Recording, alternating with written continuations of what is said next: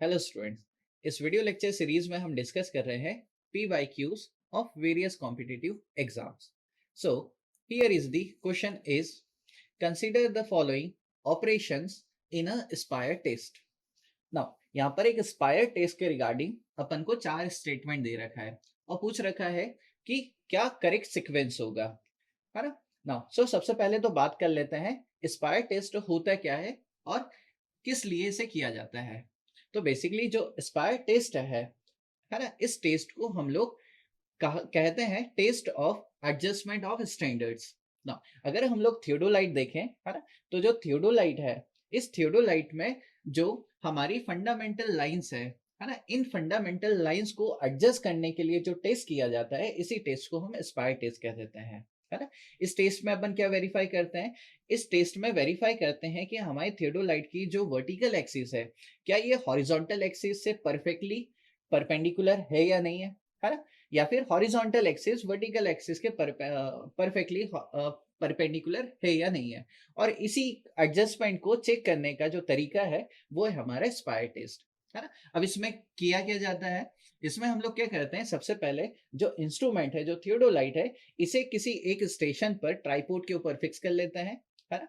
Now किसी high rise building, है ना, ऐसी कोई बिल्डिंग जो कि हमारी जो इंस्ट्रूमेंट है इसकी हाइट से उसकी हाइट ज्यादा निकल के आए, ऐसी किसी बिल्डिंग के नियर अबाउट हम इंस्ट्रूमेंट का सेटअप बना लेते हैं। इस बात को इंश्योर किया जाता है कि कम से कम यहाँ पे 50 मीटर का डिस्टेंस बिल्डिंग से हमारे इंस्ट्रूमेंट स्टेशन का हो। इसके बाद क्या करते हैं, जो इंस्ट्रूमेंट है हमारा, है ना, उसके टेलीस्कोप को जो बिल्डिंग है उसके टॉप मोस्ट पॉइंट की तरफ टारगेट करते हैं। क्लियर है?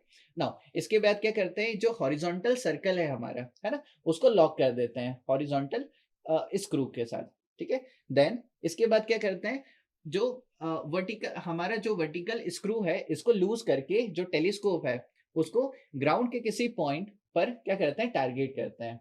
तो ये पूरा प्रोसेस किया जाता है ड्यूरिंग द स्पायर टेस्ट, और इसी के रिगार्डिंग यहाँ पर क्वेश्चन अपन को दे रखा है। अब अपन इसके चारों पॉइंट को डिस्कस कर लेते हैं। पहला पॉइंट क्वेश्चन में दे रखा है, depress telescope and sight a point on the ground nearer to the instrument, है ना। नेक्स्ट पॉइंट दे रखा है, clamp the horizontal plate. Third दे रखा है, sight a well defined high point on the high building. और लास्ट पॉइंट दे रखा है, change the face and repeat the procedure. तो जैसे अभी हम लोगों ने डिस्कस किया कि यहाँ पर किस प्रोसेस को अडॉप्ट किया जाता है स्पायर टेस्ट में, तो अगर देखें तो सबसे पहले यहाँ पर हम लोग क्या करते हैं, किसी हाई बिल्डिंग के टॉप पॉइंट को, हाई पॉइंट को अपन क्या करते हैं, सबसे पहले टारगेट करते हैं, साइट करते हैं। तो सबसे पहला तो आ जाएगा पॉइंट नंबर 3। इसके बाद क्या किया जाता है, इसके बाद हम लोग क्या करते हैं, हॉरिजॉन्टल जो प्लेट है उसको क्लेम कर देते हैं, है ना। तो पॉइंट सेकेंड आ जाएगा सिक्वेंस में।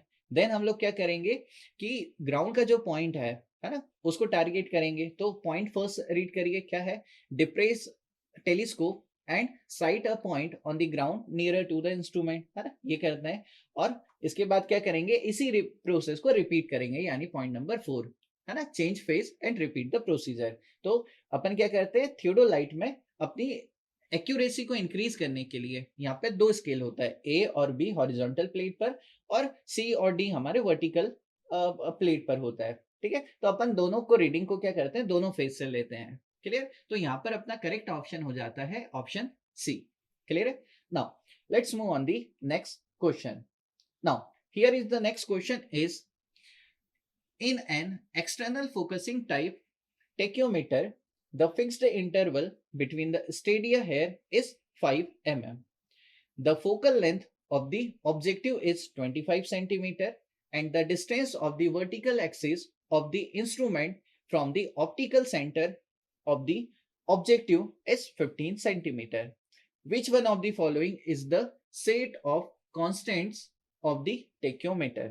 Now, क्वेश्चन में अपन को क्या निकालना है, जो टेक्योमेट्रिक इक्वेशन के कांस्टेंट है, यानी एडिटिव कांस्टेंट और मल्टीप्लाइंग कांस्टेंट, इन कांस्टेंट्स की वैल्यू को डिटरमाइन करना है। तो हमें इसके रिगार्डिंग डेटा गिवन है, तो चलिए इसे सॉल्व करते हैं। Now solution.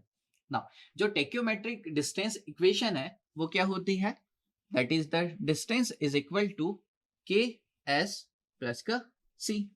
क्लियर? नाउ तो यहाँ पे के जो है हमारा मल्टीप्लाइंग कांस्टेंट होता है और सी हमारा एडिटिव कांस्टेंट है। क्लियर? क्वेश्चन में अपन को वैल्यूज गिवन दे रखी है। किसकी? अपन को स्मॉल है फोकल लेंथ दे रखा है जो कि 25 सेंटीमीटर का है। देन अपन को यहाँ पर आई की वैल्यू दे रखी है ना, जो स्टेडिया इंटरवल है जो कि 5 mm का है। और देन अपन को यहाँ पर स्मॉल डी की वैल्यू भी दे रखी है जो कि 15 सेंटीमीटर है। क्लियर है? ये सारी वैल्यू अपन को दे रखी है। तो सबसे पहले के को डिटरमाइन कर लेते हैं। तो के क्या हो जाता है हमारा? F by I. तो एफ कितना है हमारा? तो के हो जाएगा एफ बाई आई। तो एफ हमें दे रखा है 25 सेंटीमीटर, है ना। देखिए डिवाइड बाय आई, आई कितना है 5। देखिए आई हमारे mm में है और एफ हमारे सेंटीमीटर में है। तो सेंटीमीटर को कन्वर्ट कर लेते हैं मीटर में, तो 10 का मल्टीप्लाई कर देते हैं। जब इसे सॉल्व करेंगे तो वैल्यू निकल के आता है 50, है ना। तो मल्टीप्लाइंग कांस्टेंट तो अपना 50 आ गया। ठीक है, अब डिटरमाइन कर लेते हैं अपन सी की वैल्यू को। चलिए, तो सी डिटरमाइन कर लेते हैं। सी कितना है? तो यहाँ पे वैल्यू को पुट करते हैं, है ना। तो डी अपना कितना है यहाँ पर? सो अपन को क्वेश्चन में यहाँ पे दे रखी है, सारी वैल्यूज दे रखी है, इसको वैल्यू को पुट करते हैं। देखिए, तो यहाँ पर अपन क्या करते हैं, डी की वैल्यू, तो ये क्या हो जाएगा, इसके सबस्ट्रेक्ट में चले जाएगा और कुछ इस तरीके से अपन इसको सॉल्व कर सकते हैं। क्लियर है? चल, तो जब इसे आप वैल्यूज को पुट करेंगे और इसे सॉल्व करेंगे तो ये वैल्यू सी का निकल के आ जाएगा 0.40 मीटर। ठीक है, तो इस तरीके से अपन ने के और सी की वैल्यू को डिटरमाइन कर लिया।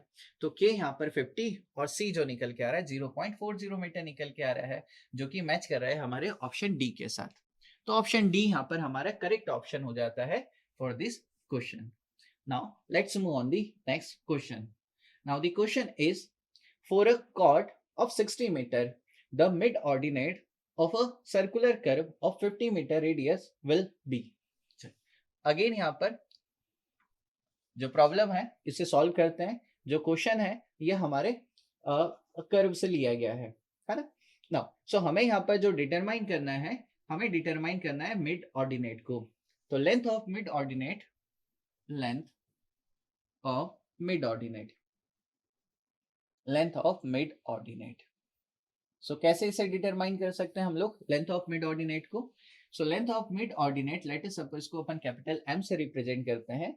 इसके लिए फॉर्मूला हो जाता है आर, यानी कि radius of the curve minus R का स्क्वायर माइनस एल बाय 2 का स्क्वायर। क्लियर है? नाउ एल बाय 2 क्या हो जाएगा? एल बाय 2 हो जाएगा हमारी जो लॉन्ग कॉर्ड है ना, उसकी जो टोटल लेंथ है उसका हाफ। चलिए, तो वैल्यू को पुट करते हैं। रेडियस हमें क्वेश्चन में दे रखा है that is 50 metre, minus R हो जाएगा अपना रेडियस अगेन 50 का स्क्वायर, माइनस टोटल लेंथ अपन को 60 मीटर दे रखा है, तो यहाँ पर हो जाएगा 60 डिवाइड बाई 2 का स्क्वायर। इसे फाइनली जब हम सॉल्व करेंगे तो वैल्यू निकल के आता है 10 मीटर। यानी कि इस केस में जो लेंथ ऑफ मिड ऑर्डिनेट है ये निकल के आता है 10 मीटर, जो कि मैच करता है ऑप्शन नंबर ए के साथ। क्लियर है? Now let's move on the next question. Here is the question is, triangulation station selected close to a main station for avoiding intervening obstruction is called। now so question ये है हमारा कि जो triangulation station है जो कि select किया जाता है मेन स्टेशन के पास में, है ना, ताकि जो इंटरविजिबिलिटी है ना, उसमें डिस्टरबेंस ना हो, ऐसे स्टेशन को क्या कहा जाता है? नाउ अगर हम इस के रिगार्डिंग अगर बात करें, है ना, तो जब भी हम लोग फील्ड पर ट्राइंगुलेशन करते हैं तो ट्राइंगुलेशन में इस बात को ध्यान रखा जाता है कि जो ट्राइंगल्स फॉर्म होते हैं हमारे सर्वे में, है ना, it should be a well condition triangle. ये वेल कंडीशन ट्राइंगल होने चाहिए। क्लियर है? नाउ अब कभी होता क्या है, जब हम कभी किसी डेंस एरिया में जाते हैं तो हमारे जो स्टेशन पॉइंट होते हैं, है ना, वो बेसिकली किसी दूसरे स्टेशन पॉइंट से इंटरविजिबल नहीं होते हैं। तो इस केस में हम लोग करते क्या है कि कुछ ऐसे स्ट्रक्चर्स जैसे कि चिमनी हो गई, है ना, जैसे कोई चर्च हो गया या कोई फ्लैग पोल हो गया या कोई टावर हो गया, इन पॉइंट को अपन सिलेक्ट कर लेते हैं और इन्हीं को मेन स्टेशन बना लेते हैं, ताकि हमारी दो पॉइंट के बीच की जो इंटरविजिबिलिटी है हमारे स्टेशन पॉइंट्स के बीच की वो बनी रहे। अब दिक्कत क्या होती है, इन पॉइंट्स को हम मार्क तो कर लेते हैं, है ना, और इसको बना भी लेते हैं हम लोग एज अ मेन स्टेशन। दिक्कत ये होती है कि बट इन स्टेशन पर तो पहले से ही स्ट्रक्चर है, तो इस पॉइंट पर हम लोग क्या कर पाते हैं कि हमारे इंस्ट्रूमेंट को प्लेस नहीं कर पाते। तो इस केस में हमें क्या करना पड़ता है कि ये जो पॉइंट जिसे अपन ने मेन स्टेशन मार्क कर दिया है इसके नियर अबाउट है ना, एक सब्सिडियरी स्टेशन फॉर्म कर लेते हैं और उसी सब्सिडियरी स्टेशन को हम क्या कहने लगते हैं, या तो फॉल्स स्टेशन या सैटेलाइट स्टेशन या इसेंट्रिक स्टेशन, है ना। तो यहाँ पर इसी के रिगार्डिंग क्वेश्चन आस्क किया गया है। तो इस ट्राइंगुलेशन में इस स्टेशन को क्या कहा जाएगा, तो इस स्टेशन को अपन इसेंट्रिक स्टेशन भी कहते हैं और सैटेलाइट स्टेशन भी कहते हैं। तो यहाँ पर ऑप्शन ए और ऑप्शन सी दोनों ही करेक्ट मैच हो रहे हैं इस पर्टिकुलर सिचुएशन के लिए। तो ऑप्शन ए और C both are the correct for this question. Clear है? Now let's move on the next question. Now the next question is, if G1 and G2 are the two gradient, R is the rate of change of grade in percentage per chain, the length of the vertical curve will be. Now तो अगर इस question का solution अगर हम लोग देखें तो हमें यहाँ पर लेंथ ऑफ वर्टिकल कर्व पूछ रखा है। तो length of vertical curve, length of vertical curve,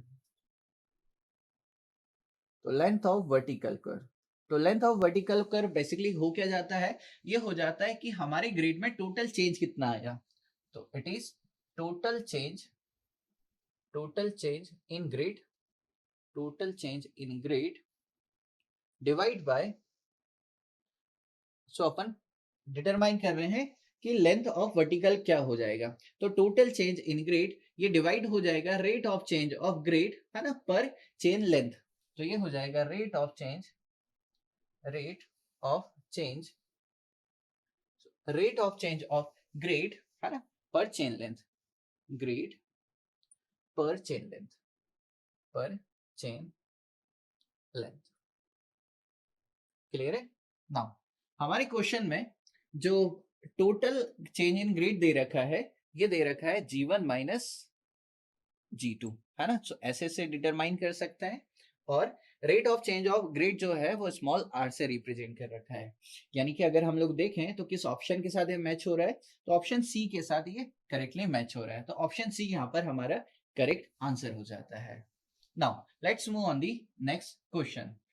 जो नेक्स्ट क्वेश्चन है वो है, a parabolic vertical curve is to be set out connecting two uniform grade of positive में 0.6% एंड पॉजिटिव में 1%. The rate of change of grade is to be 0.06 percentage per 30 meter. The length of the curve will be. Now again जो question है ये length of vertical curve से ही पूछ रखा है।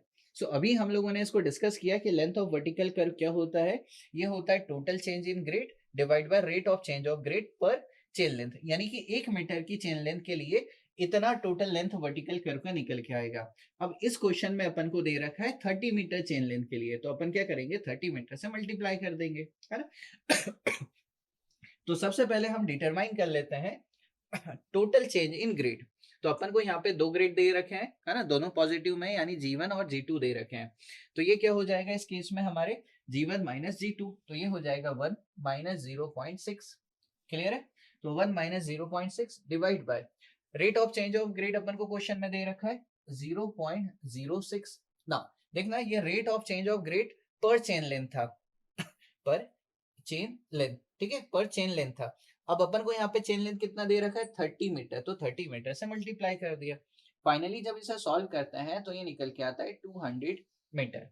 अगर हम लोग देखें तो ये किस ऑप्शन के साथ मैच हो रहा है, तो ये ऑप्शन सी के साथ मैच हो रहा है। तो कुछ इस तरीके से हम लेंथ ऑफ वर्टिकल कर्व को डिटरमाइन कर सकते हैं। Thank you.